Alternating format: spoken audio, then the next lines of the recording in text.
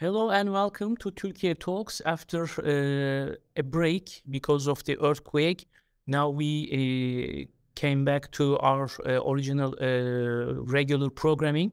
Today we are going to talk about the quake, its diplomacy, and how Türkiye has reacted. Also, as scholars, as lecturers at university, we are also planning to share our experience. Today I am joined by Vehbi Baysan, Professor Baysan. Thank you very much for joining and welcome. Kadir, Ustun from Washington. Kadir, you were also here in the region. You came to Turkey to see what was happening. You have first-hand account of the quake. Maybe we can start with the diplomacy side of it. More than 40,000 people have lost their lives. Thousands of buildings collapsed, and 11 cities severely, some of them severely affected. There are some minor destructions in some cities, but it was one of the worst disaster of our time. After the quake, many leaders, foreign ministers, they flooded to Turkey. They sent many countries, more than 100 countries. They sent their rescue teams. They worked in damaged buildings. They looked for survivors. Also, aid is coming after Turkey called for help in the first hours of the incident. Vehbi, Professor Vehbi, maybe we can start with you. How was the reaction of the world to this major disaster, and what kind of impact do you think it will have on the regional, international relations? Thanks.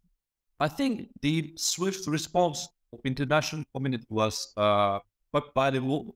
They mobilized themselves and did their best to arrive first to Turkey, obviously, and as soon as possible to the region. Obviously, their efforts very much concentrated on saving human lives, as we said, in the golden hours, which under very harsh conditions, we should acknowledge that as well. Some minus, 10, even in some areas, went down. It was very, very cold, and in some places rainy. So they, in the one hand, they would try to save lives, as we said, on the problem. On the other, they were trying to establish tents and offer some health and what we call the field hospitals, because since they came with their experts as well. But I think as we should be talking more about how these efforts sometimes helped, in a sense, seizing the past and some problems between countries, because in that disaster seems united, particularly the regional countries between Egypt to Turkey, as well as between Turkey and Greece. But as I said, we talk about them in detail. But before that, probably Kadir has more, because they had been in the region to say more about it. But I have a lot to say what we contributed from Istanbul. Thank you, Kadir. Which cities you were in when you came to Turkey after this quake took place? We landed in Gaziantep, and then we went to the small town of Gaziantep, Nurdağ. This was severely affected, one of the towns that was affected the most.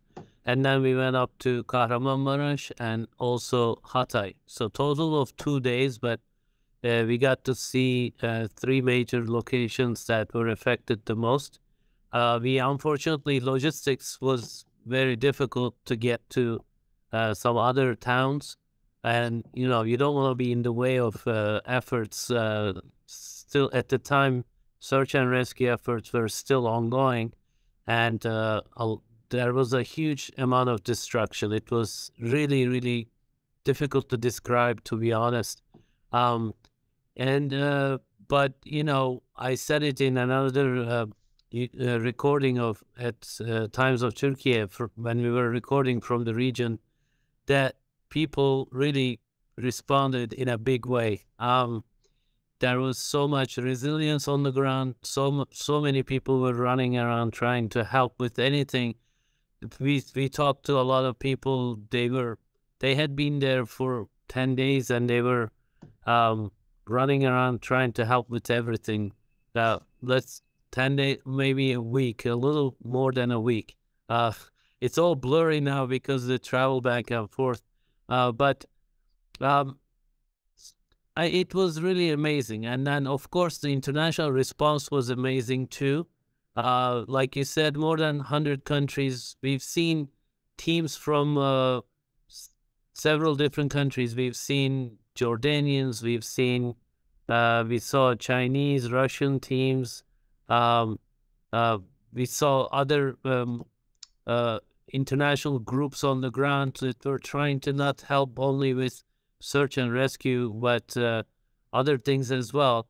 But like Professor Vaisal said, most of them were obviously search and rescue teams, but the devastation was so big that there were so many collapsed buildings that, you know, out of concern for public health, they were also trying to remove some of the rubble just as they were trying to rescue people at the same time. It had to be all done at the same time because in these situations, you could have disease spread around, and there were like, I think 1.3 million people basically homeless. You don't want, you know, disease to spread to them.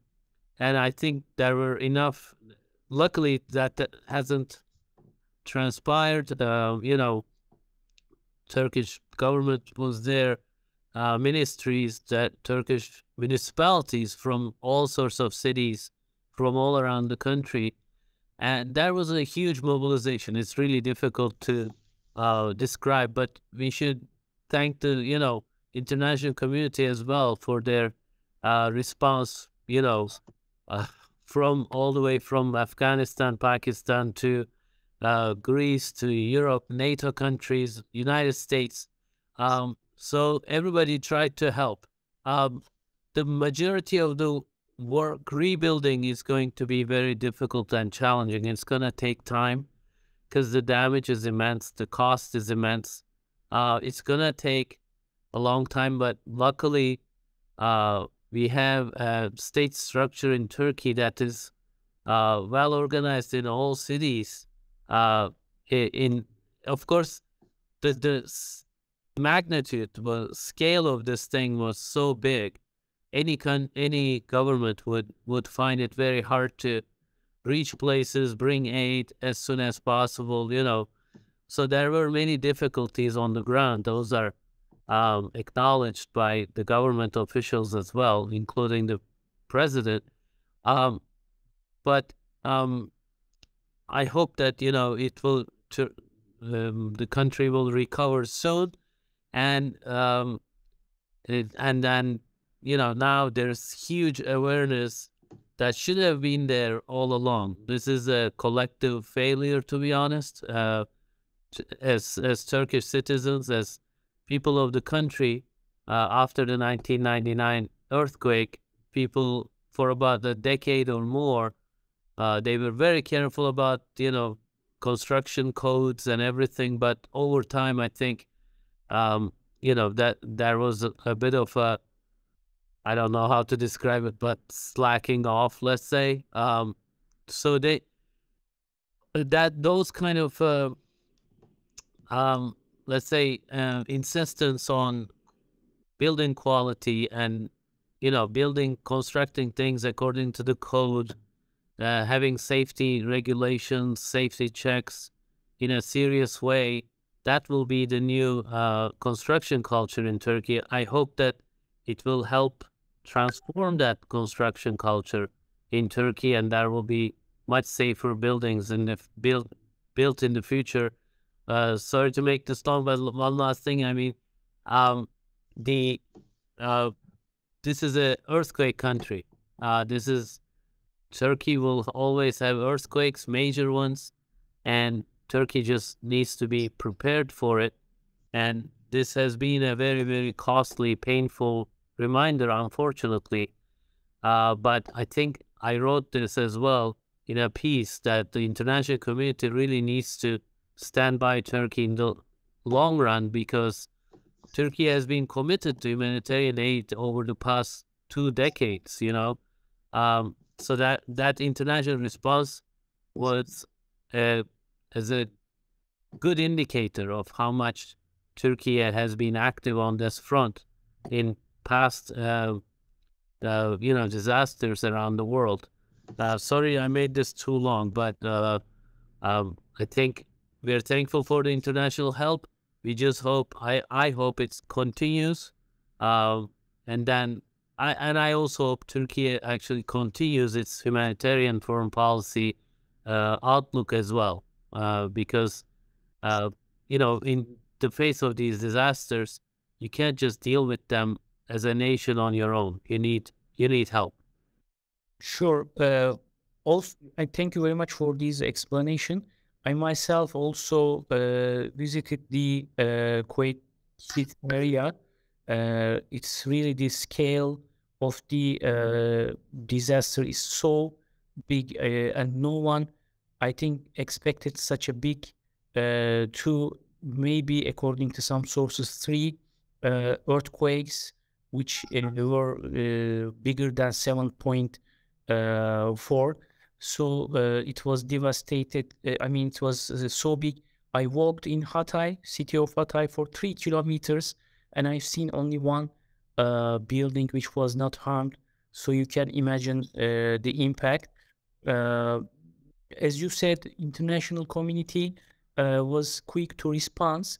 I would like to talk a little more about the diplomacy side of it. Of course, we are still trying to recover from that. People lost their lives. It will be very difficult especially for the people of those cities.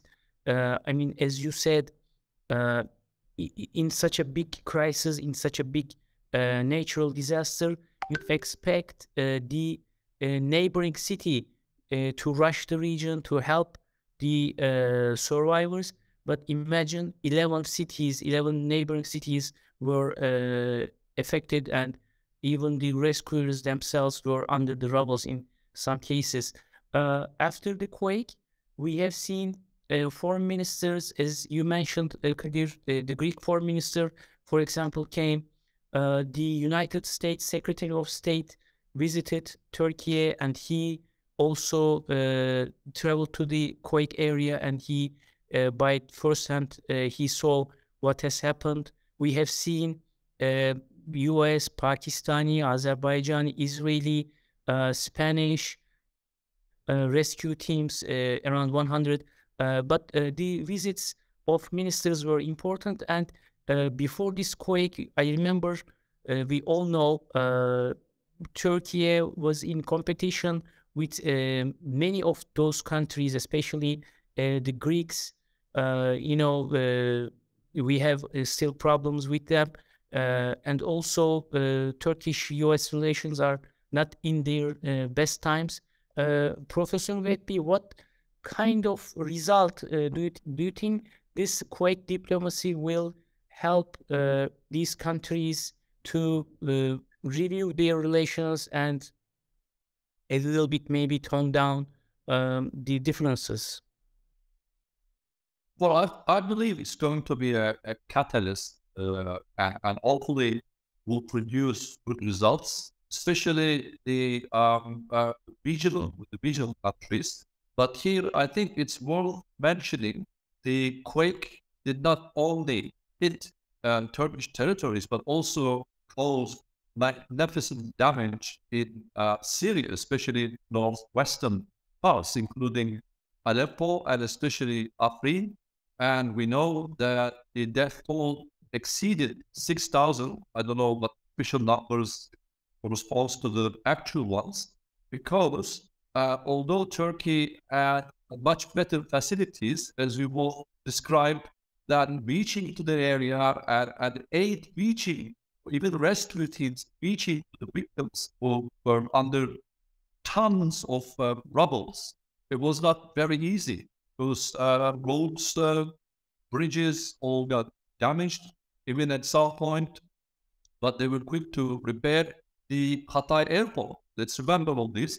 And obviously, Syria, or the people of Syria in the region of the earthquake suffered much more. But here, what we have in Turkey, which not much voiced, is that from the very early hours of the earthquake in the region, Turkey opened borders and allowed international aid and aid workers to reach Syria and try to also mobilize and help people there sending the aid and also assuring their safety. So this is very important. This is not much voiced in Turkey. Now, as for your question, I think as long as the region concerned, obviously getting closer relations or probably for a while giving up all the disputes, the Green Foreign Minister was here, and now there is this disastrous train accident in Greece, and our president, of course, his condolences as well. So these are all very good signs. As a citizen of the region, I sometimes see, I don't have any all these problems because you go there, as you know, Bora and Kadir, that you go to Greece, there is difficult to distinguish who's Turk, who's Greek. So we are the regional people. And also, let's mention more is the Egyptian Foreign Minister, as we often speak about it, that for the last few years, there are really serious efforts to normalize relations between the two countries. And now that Egyptian Foreign Minister for the first time came to offer in person his condolences. I know that he came before Istanbul for other purpose, but it seems this particular visit is very important. And it was also especially the Middle Eastern media, the Arab media, talking about that on President Erdogan visiting Egypt. So I don't know, probably you have better information than me if there is an official announcement for that, but I can see the Arabic television news talking about it. So these are all good developments and actually very useful to the region. And also, let's remember, I think, especially helping aid to reach those earthquake victims in Syria, created an environment where Turkish and Syrian officials working closely together to help people in the region. And also, it's been mentioned here, among the rescue teams, we have Jordan and Jordanians. They proudly broadcasted how they're mad here helping their brothers and sisters in Turkey. So these are all very clear messages. And I probably should also mention that the Qatar had a very high-level representation here, a visit, offering in person their condolences. So these are all good, and I think a good investment to the future because region always have problems. We cannot deny that, and now countries see it as to be a part of solution rather than the problem. So these are all good news. And of course, we should mention Israeli rescue teams as well. They were here and they worked very hard until the last day, and they brought their medics and the outbursts, etc. So that signifies actually when you see these teams and all locals in the region that they are here to help, and we are all human beings to help each other, and anything else doesn't really matter. So it seems, first of all, this disaster, an unfortunate disaster, I should say that this kind of, or at this scale, every few hundred years it happens in the region. We know that in the past, the Hatay of Antakya hit, and the city was totally damaged.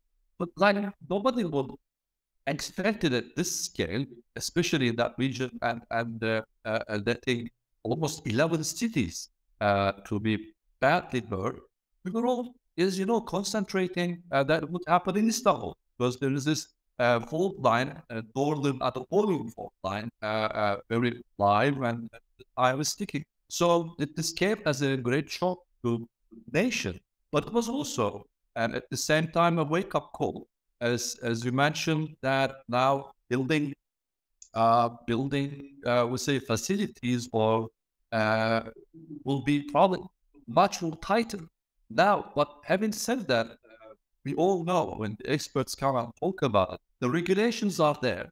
No doubt, if you check the government's very strict and tough regulations on constructing buildings, it's all fine there. And on paper, you look at everything is done, but somewhere this cutting corners, let's say, or some weakness, or whatever it is, causing during the implementation of these regulations a lot of gaps, and that cause will actually, in my view, intensified the death toll. That's 40,000, and so I think now the implementation will be tightly regulated, just to see that the proper cement has been used, etc. But if we go back to the more policies, US sent as high as possible someone came to visit the Secretary of State and went to the earthquake zone in person, witness what was happening there, witnessing also all the efforts. So these are all good, and that, of course, this kind of disaster, one country cannot necessarily handle by itself. So I'm sure that the international, as the international community will mobilize to rescue people there, now I'm expecting that other international bodies will be involved in restructuring the region, but hopefully the planning will be different than before, and the finances and credits will be also coming in, because the disaster at this scale, now we are in trauma. It's just has not been with a one scale, but it's not going to disappear within even a year or 5 years. The trauma will continue, because now we have hundreds and thousands of people badly affected, and some families lost their fortune, lost their future, businesses. So, of course, we are focusing on human life, as also industrial scale. What happens to those factories there? How long it takes to bring them back? And therefore, when you asked me in the beginning if I went to the region, unfortunately, I did not take any rescue courses, etc. And I thought it would be probably more useful to be in Istanbul, focusing on other issues, because even if I went there, probably I would be a burden to the rescue workers myself. So, like a lot of academics, we stayed in Istanbul, but try to mobilize ourselves in the education field, because especially at Antakya and Mustafa Kemal University, one of the buildings collapsed, and the education may not start anytime soon. So, and also other universities have serious building damages. I don't know, I don't have first-hand information. So we thought that if we can volunteer offering courses, like myself, in 3 languages, Turkish, Arabic, and English, and whenever and wherever needed, is on voluntary basis, and at least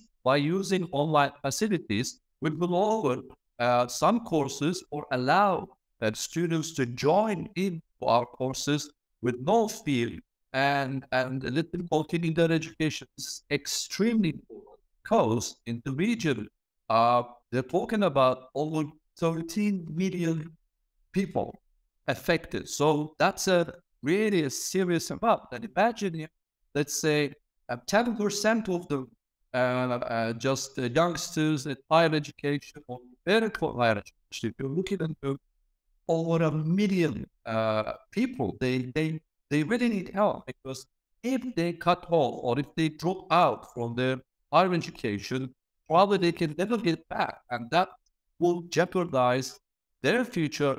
Probably they will be the only breadwinner to help their families after this devastating disaster.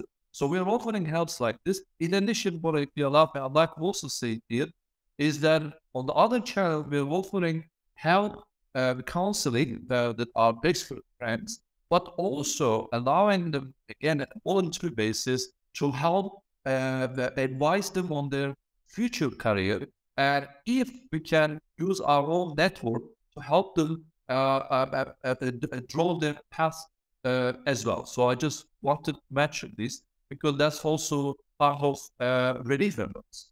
Yeah, definitely. This is education is one of the most important part of it.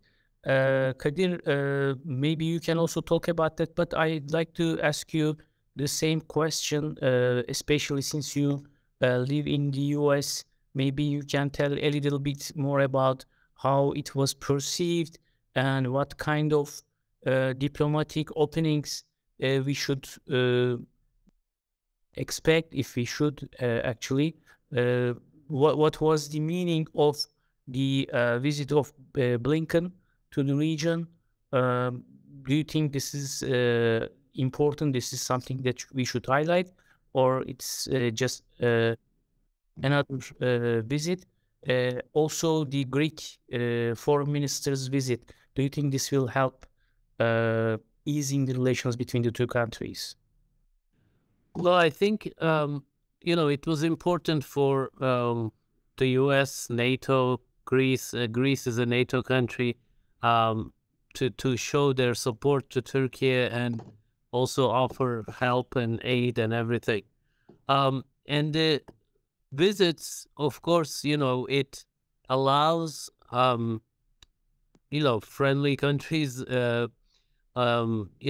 partner countries, or these representatives, they get a better sense of the scale of the challenge. And I think that has an impact on them that way, and they get back when there are issues like Professor Baisan mentioned, there could be World Bank help, maybe other international financing institutions. They could perhaps help facilitate the flow of funds for reconstruction for the future. In terms of bilateral issues, we saw a press conference between Blinken and Çavuşoğlu, Turkish foreign minister.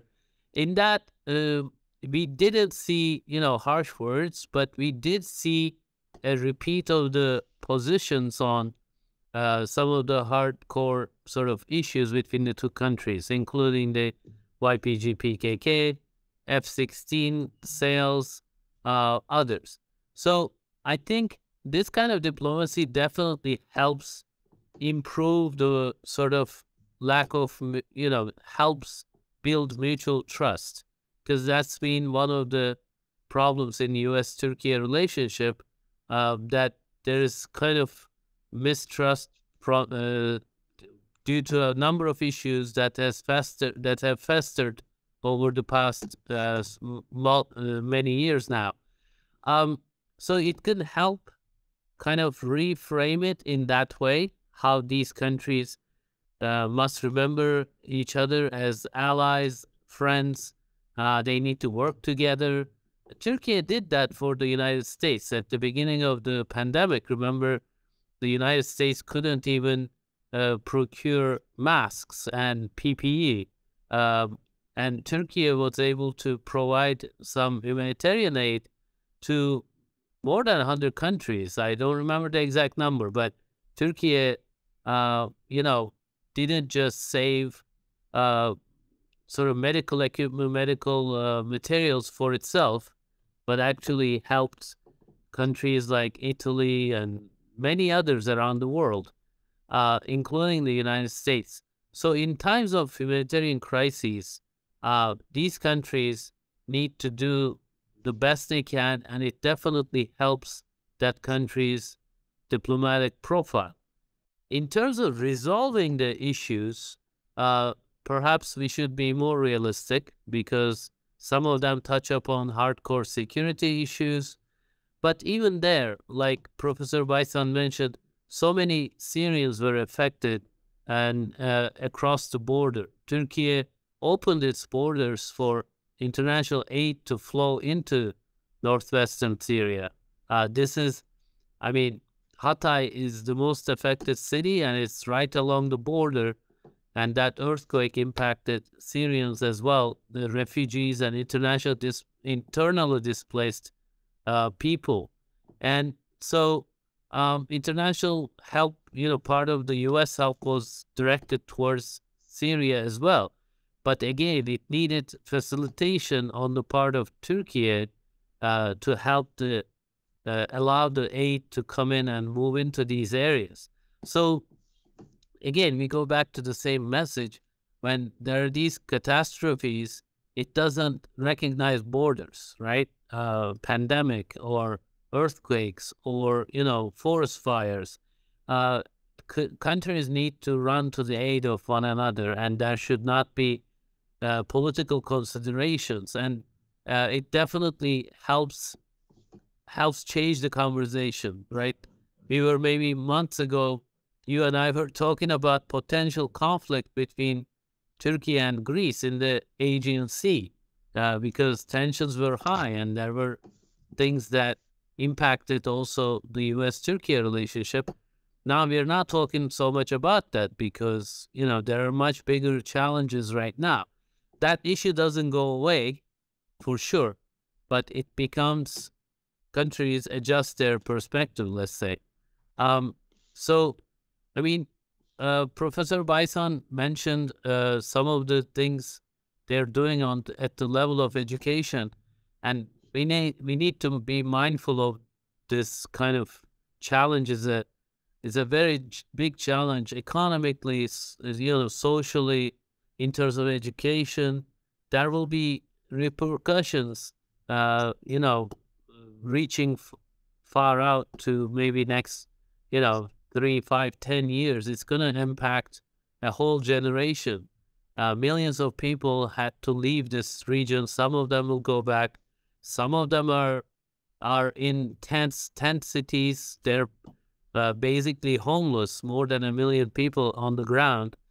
And the government is trying to build prefabricated housing. They're trying to build new safe buildings, and they're promising to finish them within a year. That's all good, and it's going to help people get shelter, housing, etc. But the socioeconomic impact, educational, so many areas that will experience loss. It's not going to be easy to recuperate. But let's thank professors like Baysan and others for actually trying to help the students from the region, including Syrians. Because one more thing, again, today I'm making things too long. I'm sorry, but I guess I have too much in my mind that, in these times of crises also, there are, very strong feelings. People were sensitive to even taking pictures when we visited. Of course, they are waiting for their loved ones to be found, etc. In these times, usually people attack other ethnicities, minorities. We've seen some of that to some extent in Turkey against the Syrian refugees. Luckily, it didn't, become a whole-scale societal thing. But intellectuals, educators like you and Professor Baysan, it's important for you to also work on those issues, because it could create, sort of fault lines in the society that will damage the society in the long run.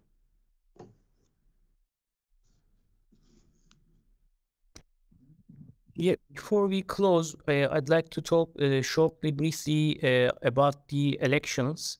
When this quake took place, one of the questions in many people's mind, especially abroad, probably in Turkey, people focused on the losses and the impact of the quake. Still, some people wondered if the elections would be postponed or what will happen. So we have seen in all around the world postponements of elections due to natural disasters.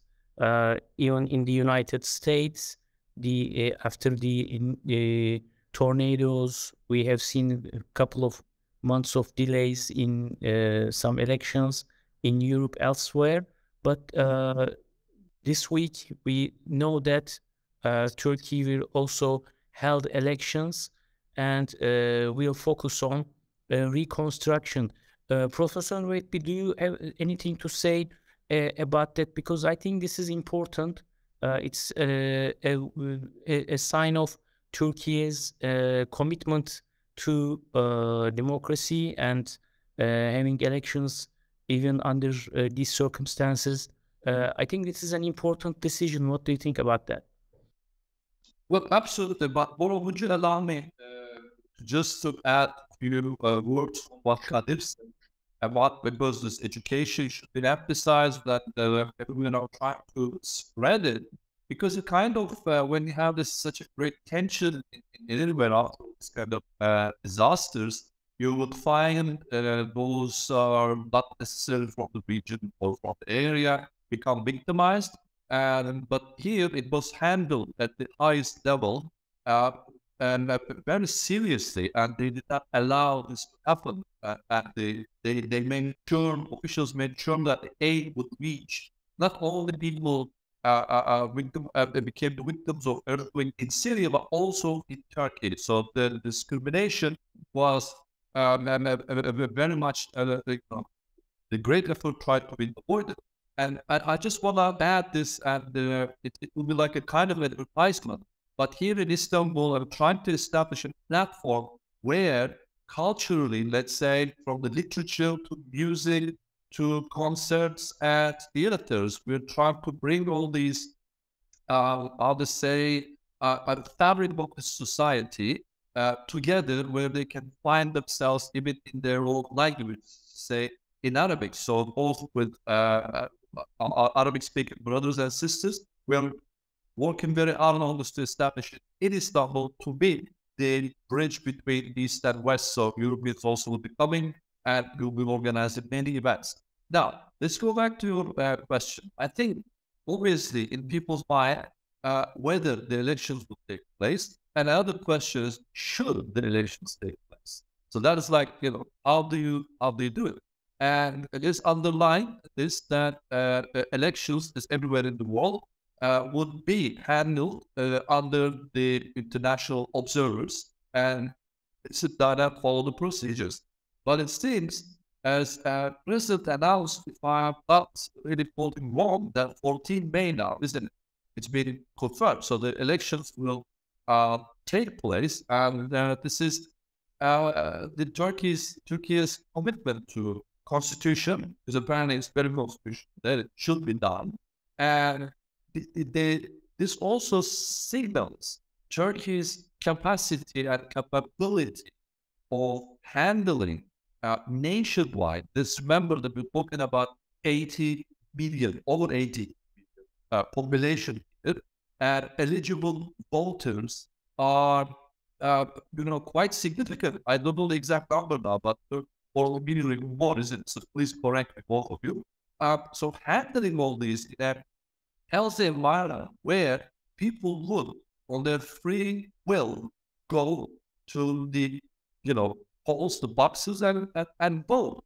It will be very difficult, in a sense, emotionally difficult, but also that what's important for me is the Turkey's decision makers did not try to take advantage of the situation. That's very important.